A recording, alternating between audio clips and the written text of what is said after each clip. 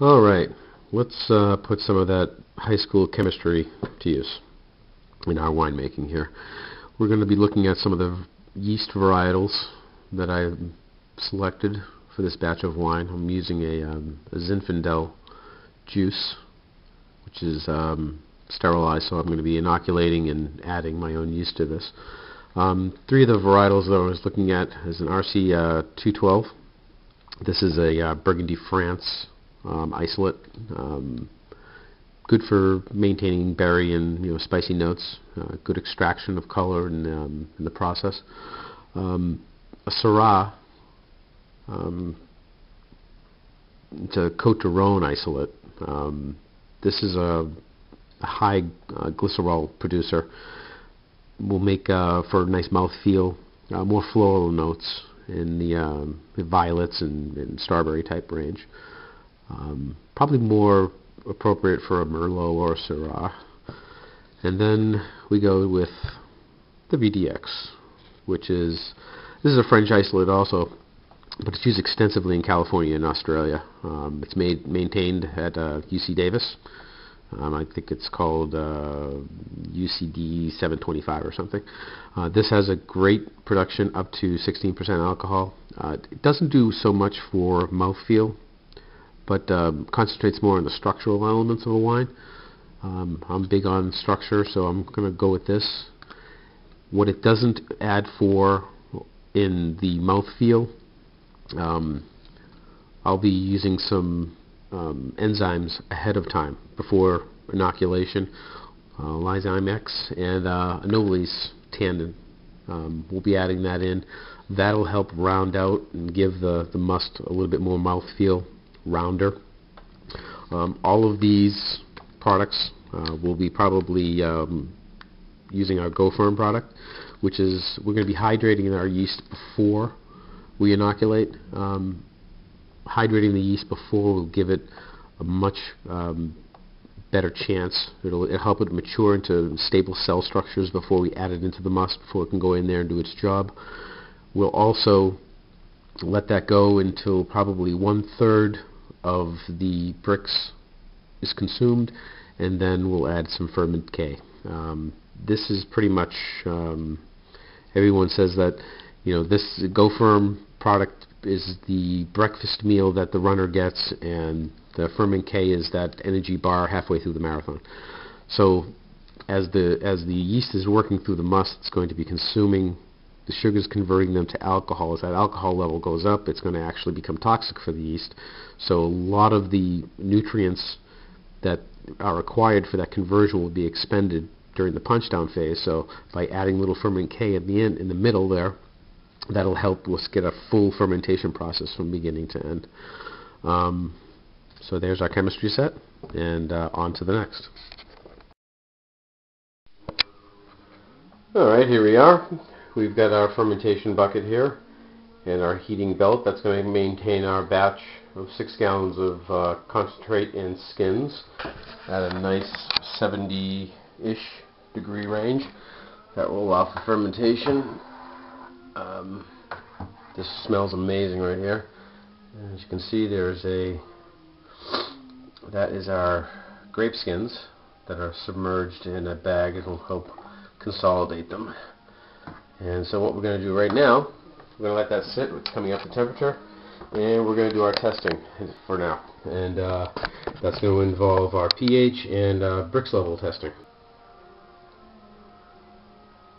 7. So that's calibrated. So now we're going to get our thief, grab ourselves our thief in our cleaning solution, so we have a sterile environment consistently. And I'm just going to grab some of this liquid. Up in there.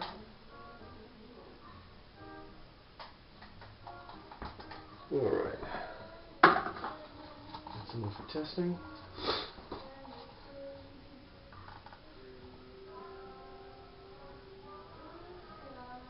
And that's perfect. We have a 3.9 pH. So we're going to write that down. Wash off our pH meter. So we're right where we want to be with our pH. And now we're going to test our Brix level, our sugar, with our refractometer here. Grab our pipette. Make sure that's sterile. Our solution.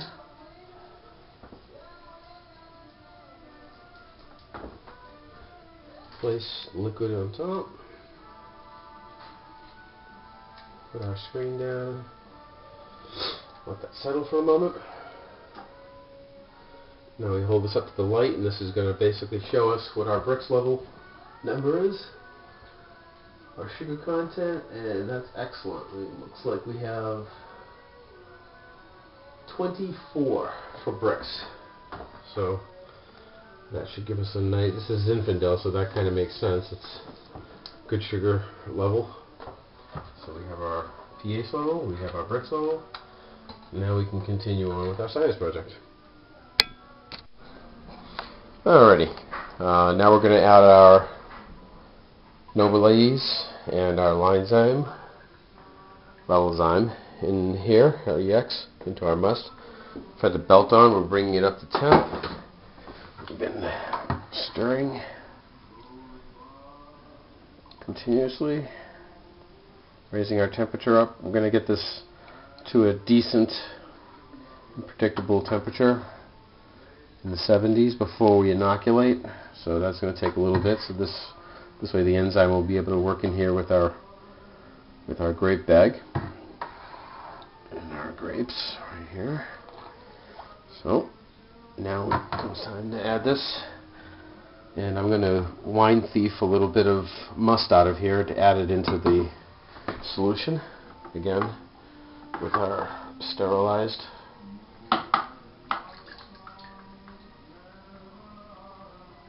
thief.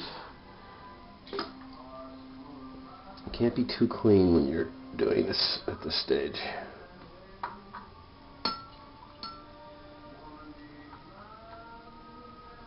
If it's clean, you're going to get a good product out. Any contamination in the wine at this stage is not a desirable outcome. So the better you can maintain your sterile environment, the better your wine's going to be.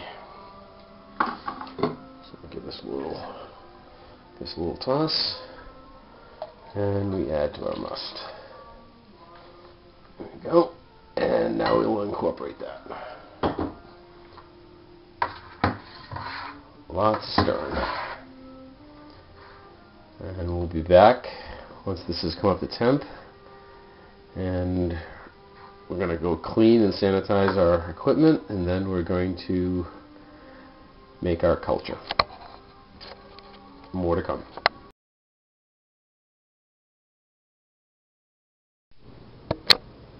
Okay, now we're going to be preparing our yeast. So we're going to be mixing up some GoFirm. The rate is going to be about 1.25 grams of GoFirm per 1 gram of yeast, and about 17 milliliters of water. Everything gets hit with metabolic sulfate, by the way.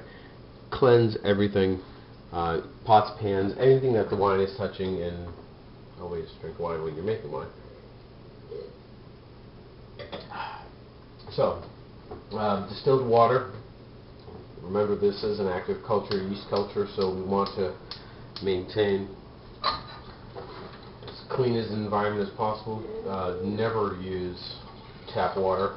Chlorine is deadly to what we're doing here, so this is purified water, distilled water, used in baby formula. So we're going to heat this up. What we're going for is the water temperature to be about 110 degrees. In suspension before we add any of our yeast. So basically about 100 milliliters of water is what was added. So that's about 100 milliliters of our water. Again, all lab equipment has been sterilized, so we're good to go there. We're going to add our mix. after we come up to 10. We'll throw it on our roto mix, let that get nice and incorporated, and we'll be taking the temperature of this. It doesn't take long for it to get up to 110 degrees, but we have to back it off and let it cool down to around 90 before we add our yeast in there. We don't want to blow up any of the cell structure of the yeast. And then as we put it on the roto mix, we'll let it incorporate over time, let it activate. We'll add some must to it to get it used to the pH level, and sugar, and then we'll wait about 15-20 minutes, and then we'll introduce it into the must, and we should be good to go.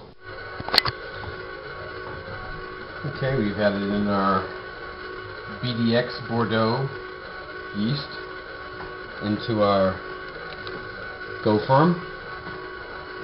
That seems to be getting along quite nicely. And let that open up 10-15 minutes. Let it start to rehydrate. Okay, here is our yeast. It's been rotating on our roto mix. We've added some additional must to it, percolating up nice. Our crush, our must, is at 71 degrees, 71, 72, so this is time to add this. And once we do this, we're good to go.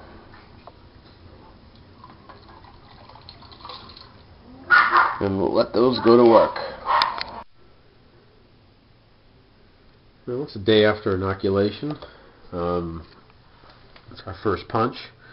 As you can see, we got what looks like some good fermentation happening, a lot of CO2 being developed. Let's crack this bad boy and take a look.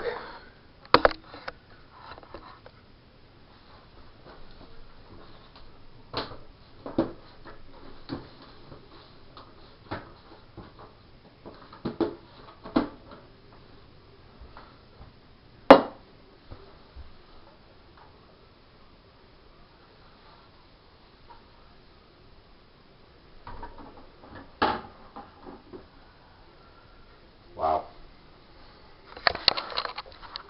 As you can see, we got a really good fermentation happening here. This is going really gangbusters. So I'm going to punch our skins down a couple times.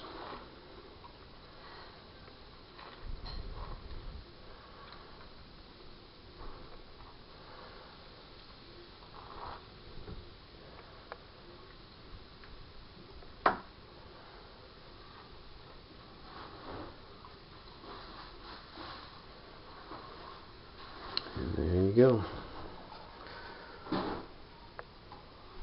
We'll let that get back to work.